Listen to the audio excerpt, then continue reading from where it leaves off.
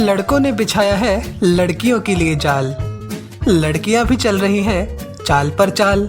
उपन्यास के इस भाग में सुनिए किसको पड़ेगा मुक्का और किसको मिलेगा माल।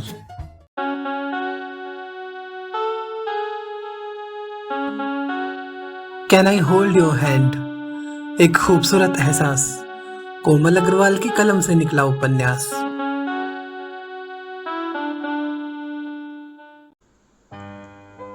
डियर लिसनर्स, आप सुन रहे हैं can I hold your hand, एक खूबसूरत एहसास का 58वां भाग मेरे यानी कोमल अग्रवाल के साथ। कहानी के पिछले भाग में आपने सुना कि सूरज और पाखी प्रणय सूत्र में बंध चुके हैं और इसी दौरान सूरज की मोजड़ियां गायब हो चुकी हैं। वैशाली और रानी ने जो डब्बा जूतों का समझकर चुराया था वो जूतों का नहीं बल्कि मंगलसूत्र का था। यह जानकर उनके होश ही उड़ गए और उनकी खिल्ली उड़ी सो अलग। अब आगे।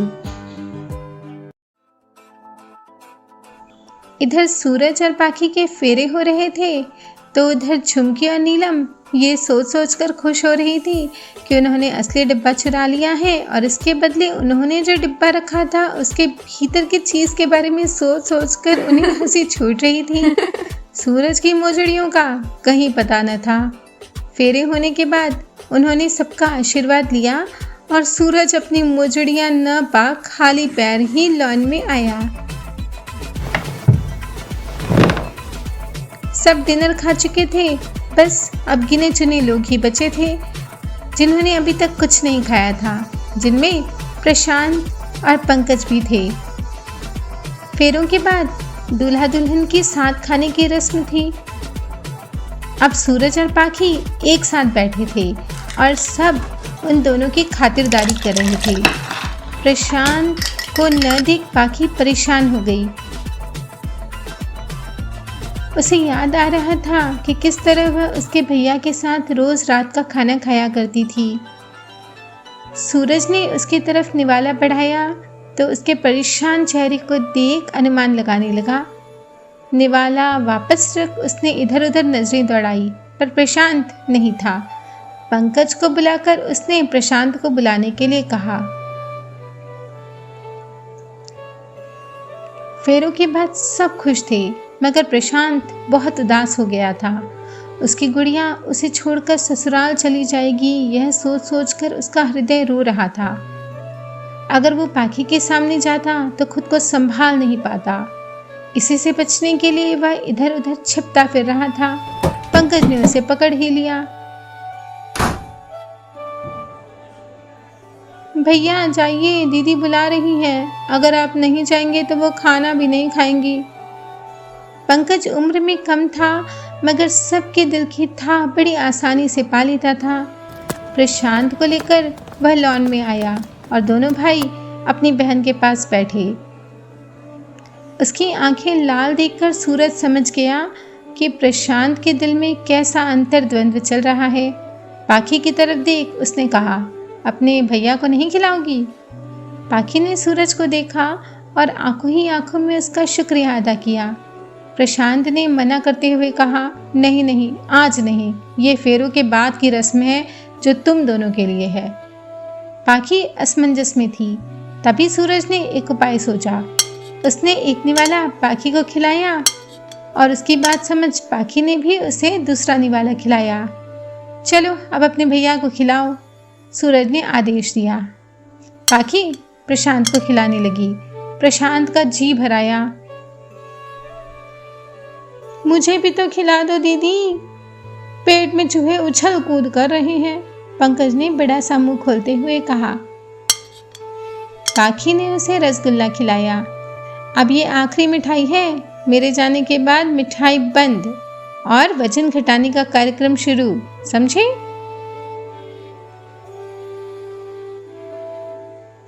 पंकज अपने पेट पर हाथ फेरता हुआ बोला, वो तो वैसे भी आपकी याद में कम हो ही जाएगा।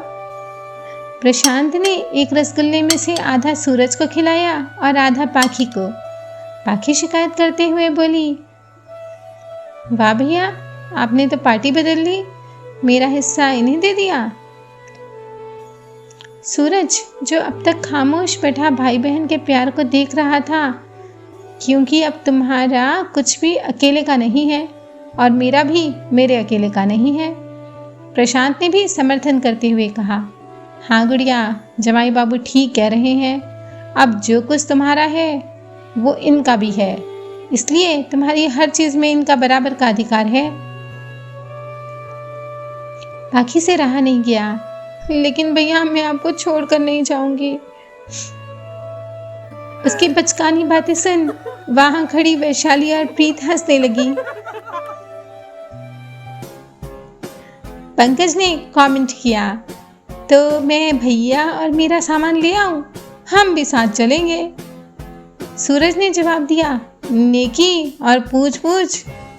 तभी पंकज बोला, जीजू मेरे हाथ से भी एक रसगुल्ला खाना पड़ेगा। लो ये भी आ गया मुझ पर धावा बोलने। सूरज ने कहा, जीजू मुंह खोलिए, नहीं तो सबको बता दूंगा वो फूल वाली बात। उसकी धमकी से डर सूरज ने रसगुल्ला खा लिया और बोला, अरे यार तुम तो मरवाओगे, पहले तुम्हारी बहन भैया की धमकी देती थी, अब तुम। प्रीतम बीच में टपक पड़ा, ये जीजा साले में क्या खिचड़ी पकड़ी है, जरा हमको भी तो दसो। पंकज बोला, वो मैं जरा जीजू को रिमाइंड करवा रहा था। रिमाइंड कुछ नहीं, बस मजे ले रहा है मेरे, सूरज ने कहा। हमने भी जवाबी हमला किया, ये पंकज बस दिखता ही गोलू मोलू है, अकल में तो बड़े बड़ों को पानी पिला दे। उसने नमकीन गुलाब जामुनों वाली बात बताई तो सूरज और पाखी दोनों हंसने लगे। अच्छा मेरी मोजड़ियां क्या इन सालियों ने चुरा ली? सूरज ने कन्फर्म किया। प्रीतम को तो कुछ पता ही नहीं था कि उसकी नाक के नीचे क्या क्या गुल खिलाए गए हैं। वह बोला, नहीं वो तो मंगलू के पास है, अभी लेकर आता हूँ। कहकर वह मोजड़ी लाने चला गया। इधर झुमकी और नीलम ने मोजड़ी दिखाते हुए सभी लड़कियों का हैरान कर दिया। क्यों, मानती है ना नीलम के दिमाग को? वैशाली ने अपनी हार कबूल की। अब इसे छुपाएंगे कहाँ? झुमकी ने चिंता जाहिर की। ऐसी जगह जहां ये विदाई तक हमारे पास रहे, इन लड़कों का कोई भरोसा नहीं। कहते हुए वैशाली ने मोजड़ी को एक डिब्बे में डाला और अपने पर्स में रख लिया। पर कोई था जो उनकी जासूसी कर रहा था, और वो था मंजीत, जो नीलम के पीछे साई की तरह लगा हुआ था। उसका दिल जो आ गया था नीलम पर। हरीश को एक किनारे ले जाकर उसने प्लान बनाया। अब वो उस पर काम करने लगे। वैशाली अपना पर्स लिए इधर उधर घूम रही थी।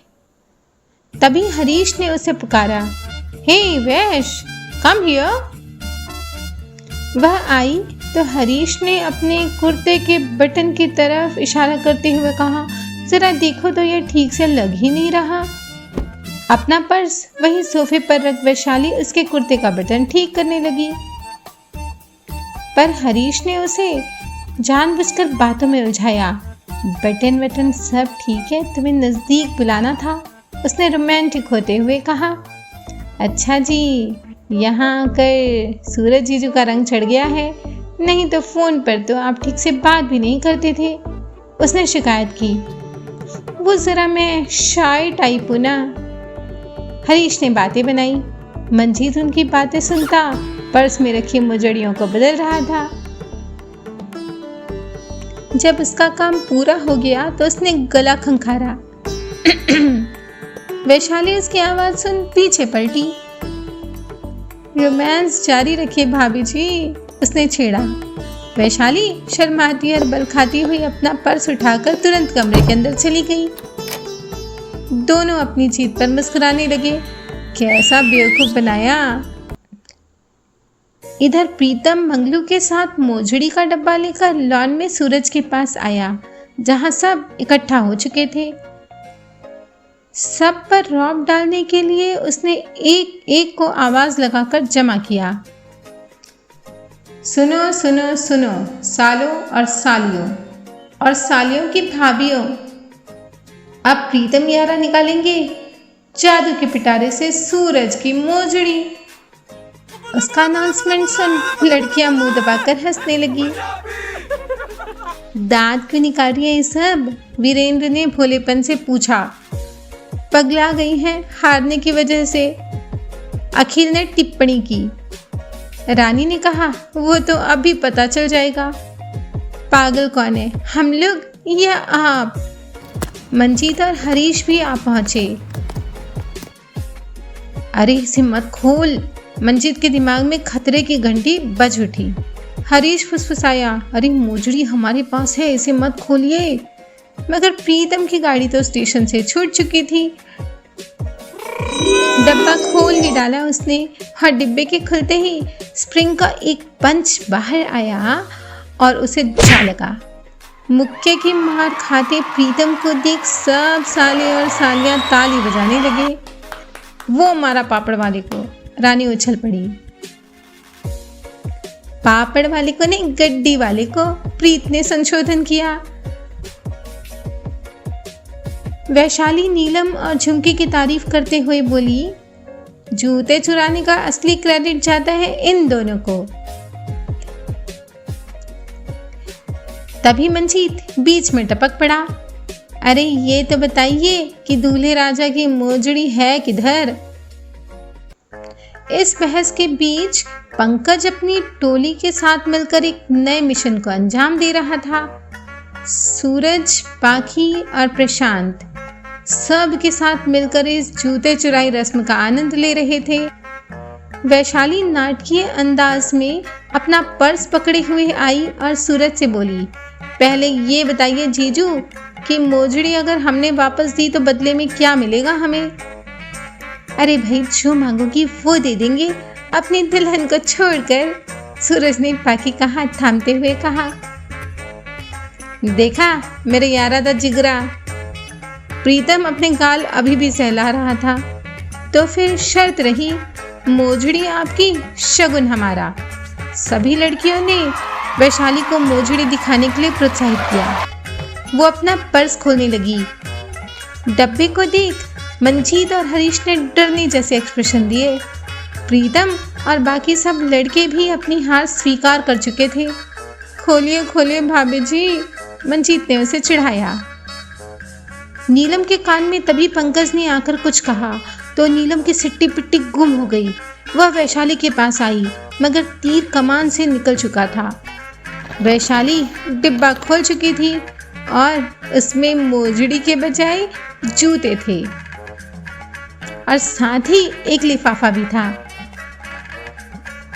वैशाली को कुछ समझ नहीं आ रहा था, ये मोजड़ी कहाँ गई? अरे ये जूते किसके हैं भाभी जी? मंजीत ने छेड़ा। इनके टीवी हस्बैंड के। हरीश ने पत्ता खोला। सूरज हंसने लगा तो पाखी ने लिफाफे की तरफ इशारा किया, इसमें क्या है?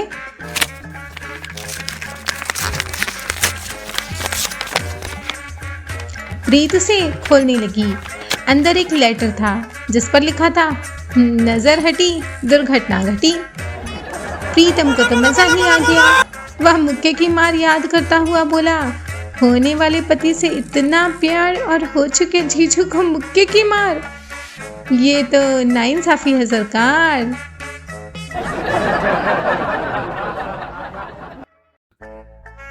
तो दोस्तों, ये है सूरज और पाखी का पूरा परिवार, जहां बरस रहा है तकरार के बीच स्नेह और दुलार। पर ये मोजड़ियां कहाँ और किसके पास है यार? ये तो है राज की बात, जिस पर से पर्दा उठेगा अगले भाग में।